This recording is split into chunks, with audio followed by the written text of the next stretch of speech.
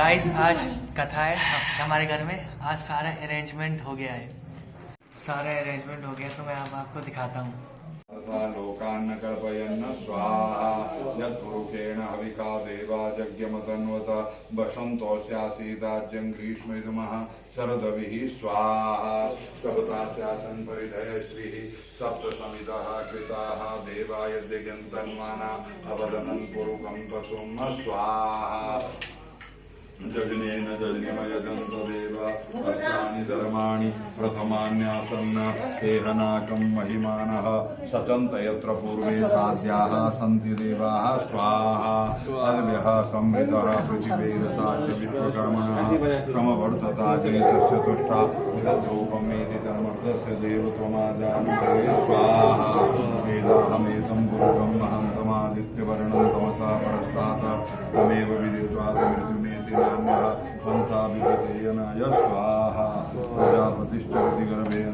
एक बार भगवान की पूजा कराई। कंगाल ब्राह्मण बड़ा आनंदित हुआ। रोज सुबह और शाम अपने घर में भगवान नाम का जाप करने लगा। सारे शास्त्रों में ये कहा सब यज्ञों में बड़ा यज्ञ जप यज्ञ है।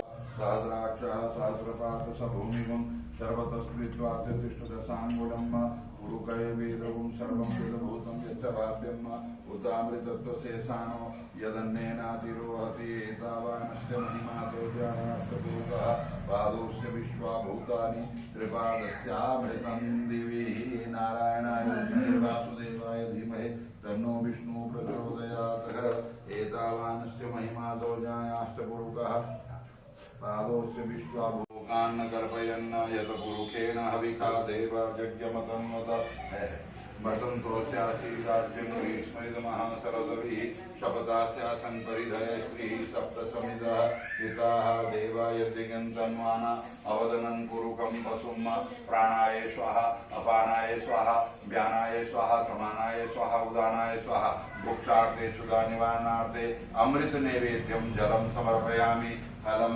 समर्पयामि प्रसन्नो भव सर्वदा परमहादिव्यं नागवल्लीधरयुतं निराचे चूर्णसंयुक्तं ताम्बूलोऽयं प्रतिगृह्यताम् परमहादिव्यं नागवल्लीधरयुतं निराचे चूर्णसंयुक्तं ताम्बूलोऽयं प्रतिगृह्यताम् लवं कपूरयुक्तोऽलं ताम्बूलं श्रीपूजितं कृत्यां गृहादेवता मम सौख्यं विवर्धय फलमहादिव्यं नागवल्लीधरयुतं एलायची चूर्णसंयुक्तं ताम्बूलोऽयं प्रतिगृह्यतां लवं कपूरयुक्तोऽलं ताम्बूलं श्रीपूजितं कृत्यां गृहादेवता मम सौख्यं विवर्धय।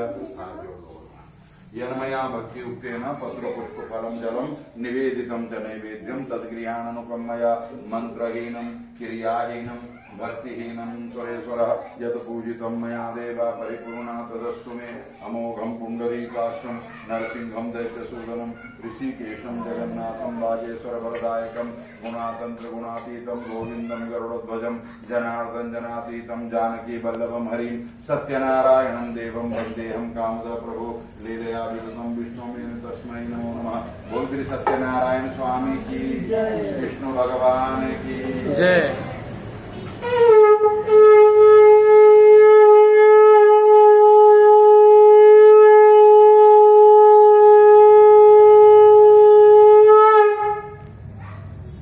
ओम गजाननं भूतगणादिसेवितं कपित्थजम्बूफलचारुभक्षणं उमासुतं शोकविनाशकारकं नमामि विघ्नेश्वरपादपङ्कजं। श्री गणेशाय नमः। कथा के आरंभ में मंगलों के देवता विघ्नों का विनाश कर देने वाले भगवान गणेश को सबसे पहले प्रणाम किया। उन्होंने भगवान के मुख से इतना वचन सुना।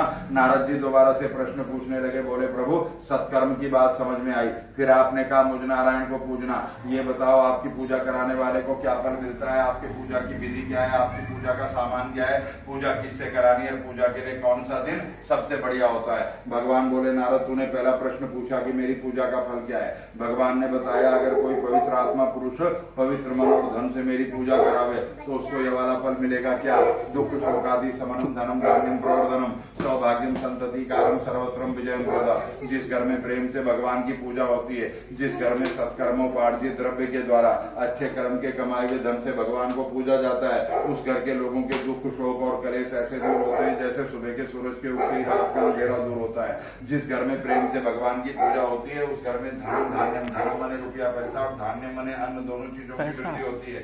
सौभाग्यम संतति कारक, यदि किसी घर की स्त्रियां रोज सुबह उठें और अपने चित्त में नारायण के रूप की संकल्पना करें तो वे स्त्रियां वृद्धावस्था तक सौभाग्यशालिनी बनी रहती हैं। और संतति कारम, जिस घर की स्त्री पुरुष निरंतर भगवान की भक्ति में लगे रहते हैं, उनके यहाँ कभी भी मूर्ख और माँ बाप का अपमान करने वाली संतान नहीं जन्मती, बल्कि भगवान के भक्तों के घर में आज्ञा पालने वाली गुणवान और विद्वान और निरोग संतान का जन्म होता है।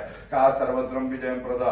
अंत में भगवान ने कहा मेरी पूजा का ये भी फल है कि अगर तुम मेरे भक्त हो और अपने किसी भी काम के लिए कभी भी घर से निकलते हो तो भगवान ने कहा मेरा नाम पुकारते हुए, बोलते हुए, रटते हुए, जपते जपते जाना, सिद्धि तुम्हारे आगे आगे चलेगी, तुमको सब कामों में जय की प्राप्ति होगी। ये भगवान की पूजा का फल है। किस दिन भगवान की पूजा करानी, खुद भगवान ने नारद को बताया। कहा यस्मिन कस्मिन दिने मरते हो, श्रद्धा भक्ति समन्विता। दुनिया का कोई भी अच्छा काम हो गई, उसको करने के लिए हर समय, हर दिन और हर पल अच्छा होता है। भगवान ने कहा मेरी पूजा के लिए भी जिस किसी दिन आत्मा में श्रद्धा भाव पैदा हो रहा हो, उसी दिन ब्राह्मण को बुलाना, आस पड़ोस के भाई बंधुओं को बुलाना, धर्म में तत्पर होना और खाने योग्य जो बढ़िया पदार्थ हैं उनको इकट्ठा करके भगवान के नाम का प्रसाद बनवाना।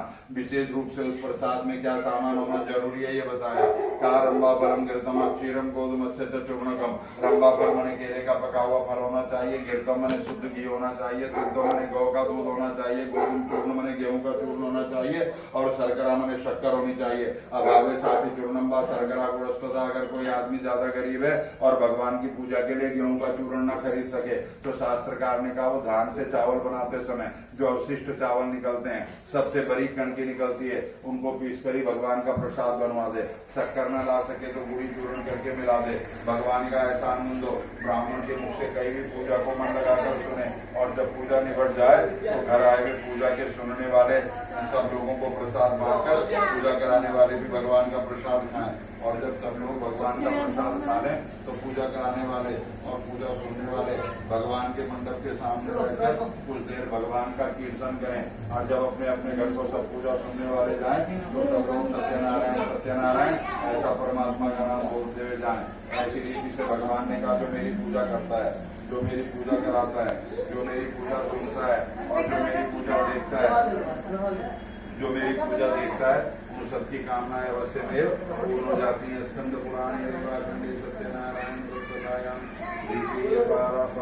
पारायण बोल श्री सत्यनारायण स्वामी जी और विष्णु भगवान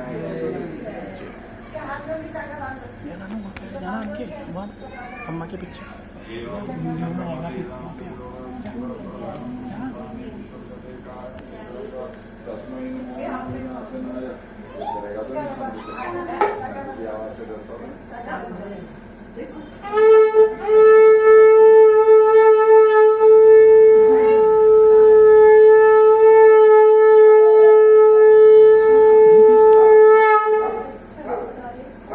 जिन्होंने सबसे पहले भगवान पर भगवान की पूजा की उनके विषय में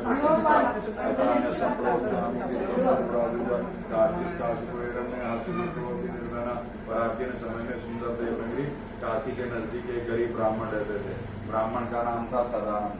सदा आनंद का अर्थ होता है हमेशा आनंद में मग्न रहने वाला।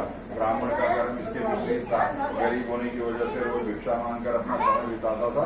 एक ही गांव में अगर एक भिखारी रोज जावे तो लोग उसे देखकर उठने लग जाते हैं। गरीब सदानंद को देखकर लोग उठने लगे। 10 दिन हो गए किसी ने भीख ही नहीं दी। 11वें दिन भी गरीब सदानंद जब भीख मांगने के लिए गया, सबने कड़वा वचन का स्वीकार किया और भीख तो दी नहीं। सदानंद उसके हृदय से खाली हाथ और बिना भीख दिए हुए आज अपने घर को लौट रहा था। भगवान को उसकी कंगाल दशा देखकर दया आ गई। उन्होंने बूढ़े ब्राह्मण का वेश बनाया और गरीब ब्राह्मण सदानंद से रास्ते में पूछा कि तू रोज रोज पृथ्वी में मारा मारा क्यों गिरता है। सदानंद भिखारी ने बताया बहुत कंगाल हूँ, अपने परिवार को पालने के लिए द्वार द्वार पर भीख मांगने के लिए घूमता हूँ। हे बूढ़े ब्राह्मण, भगवान से पूछा, भिखारी ने उपाय बताओ जो इस भीख मांगने से मुक्ति मिले। तो बूढ़े ब्राह्मण के रूप में आए हुए भगवान ने समझाया, वही समझाया जो पहले अध्याय में सबको समझाया। ये समझाया कि नहीं सत्कर्म करता था दुर्गति ताल गच्छति, ये समझाया कि अच्छा कर्म करने वाले की कभी भी दुर्गति नहीं होती। सदानंद को समझाया तो ब्राह्मणों के से कुल में पैदा हुआ, ना तूने कभी भगवान का स्मरण किया, ना तूने कभी भगवान का ध्यान किया, और ना सच्चे मन से कभी भगवान का पूजन ही किया। तेरी जिंदगी में भगवान का स्मरण ही नहीं, तेरी जिंदगी में भगवान का ध्यान ही नहीं, तेरी जिंदगी में भगवान की पूजा भी नहीं, और फिर भी ये सोचता है दुनिया के सारे सुख सबसे पहले मुझे मिले। ये मूर्खतापूर्ण कल्पना है। गरीब सदानंद को बूढ़े ब्राह्मण के रूप में आए हुए भगवान ने समझाया कि सचमुच अगर तू अपना भला चाहता है तो सत्यनारायण की पूजा कर, सत्यनारायण का ध्यान कर और सत्यनारायण